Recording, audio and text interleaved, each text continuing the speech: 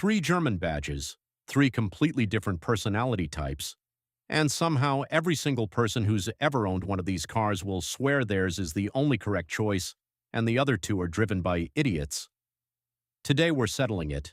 BMW owners, Mercedes owners, and Audi owners. Same price bracket, same school car park, same motorway, completely different species of human being.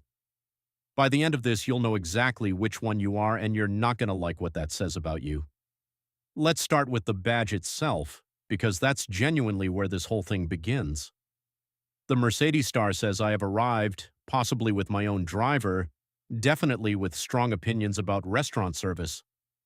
The BMW roundel says I will be overtaking you in the next 4 seconds regardless of the speed limit, the weather, or your opinion on the matter. And the Audi rings say I read about this car for 6 months before buying it, I know the exact torque figures, and I will tell you about them whether you asked or not. There's a reason for this. BMW built its entire identity around being the ultimate driving machine, and BMW owners absorbed that slogan into their actual personality somewhere around 2003. Mercedes built its identity around comfort and prestige, which is why Mercedes owners genuinely believe traffic should part for them, the way it apparently did for their grandparents. And Audi built its identity around quattro all-wheel drive and understated tech, which is exactly why Audi owners are the only ones who will bring up torque vectoring at a dinner party completely unprompted. Here's where the personalities really start to separate. BMW owners have a nickname for their own brand, and they use it themselves, almost proudly. Break my wallet. It's not an insult anymore, it's basically a badge of honor, like a war wound you show people at parties. Mercedes owners handle the bill differently. They don't joke about it, they simply don't discuss it, the same way you don't discuss exactly what something cost at a wedding. The number exists, everyone knows roughly what it is, and bringing it up directly is considered slightly vulgar. Audi owners, meanwhile, have found the third way. They'll tell you completely unprompted that Audis are actually cheaper to maintain than people think, parts are more affordable, and they personally know a guy who does it for half the dealer price. Nobody asked. They will tell you anyway, every single time. Every single person reading this already knows exactly which badge is most likely to be sat 4 feet off their bumper at 70 miles an hour with the full beams on, flashing them to move over despite being in the correct lane already. It's the BMW. It's always the BMW. Audi drivers will overtake you, but they'll do it cleanly with the indicator on, like they've calculated the maneuver in advance and feel slightly guilty about it. Mercedes drivers mostly won't bother overtaking you at all, because rushing is beneath them, and also the massage seat is doing something incredible right now and they'd rather not be disturbed. Sit inside all three and you'll notice something immediately. The Mercedes interior is trying to seduce you. Ambient lighting in 14 colors, soft leather everywhere, a dashboard that looks like it belongs in a nightclub. The BMW interior is trying to convince you that you're about to go racing, even if you're actually just collecting a child from football practice. Hard angles, sports seats, a steering wheel that feels like it means business. And the Audi interior is quietly, smugly better built than both of them, and Audi owners know it, and they will absolutely bring it up. The infotainment system works properly, the buttons feel expensive.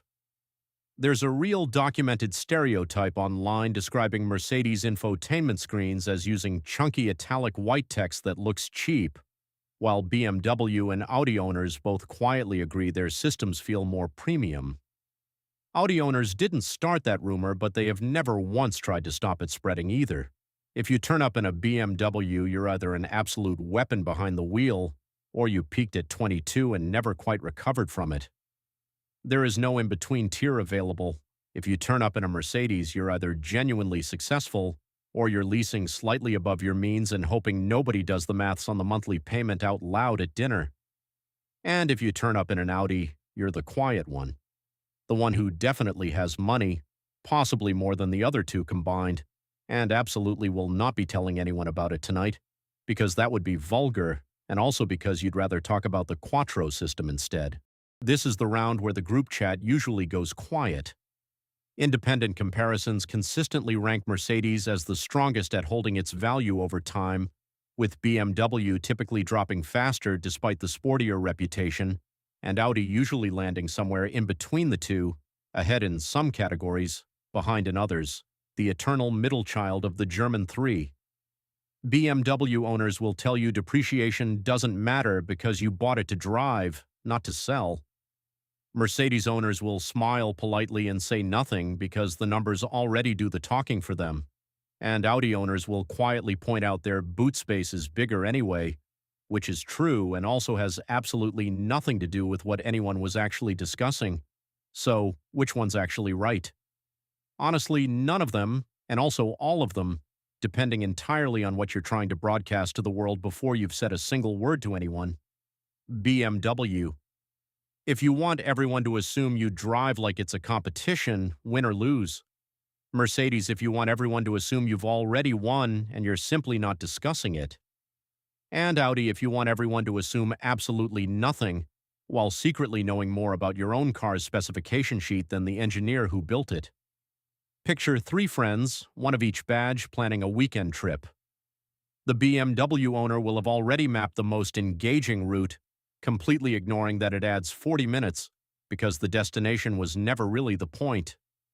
The Mercedes owner will ask with genuine confusion why anyone would choose discomfort when there's a perfectly good motorway that takes half the time.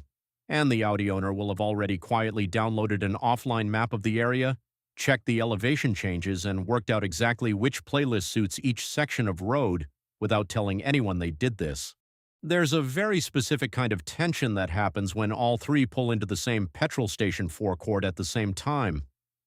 The BMW owner will glance over at the Audi just once, just to check the model and badge, purely for information purposes, obviously.